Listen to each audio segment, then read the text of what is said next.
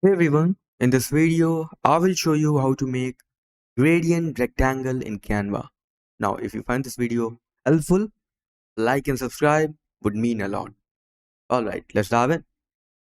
Now, first of all, just open your Canva design, go on the left side, click on elements and type on the search bar rectangle.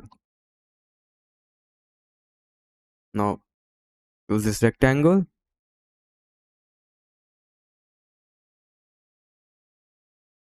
click on it, just go on top left side and click on color, click on add a new color right over here.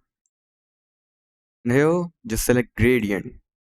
Now here, as you can see, there are two colors. Just click on the first one, change this according to the way you want.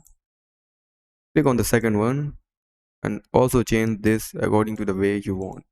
Now as you can see, that's how you can make a gradient rectangle in Canva.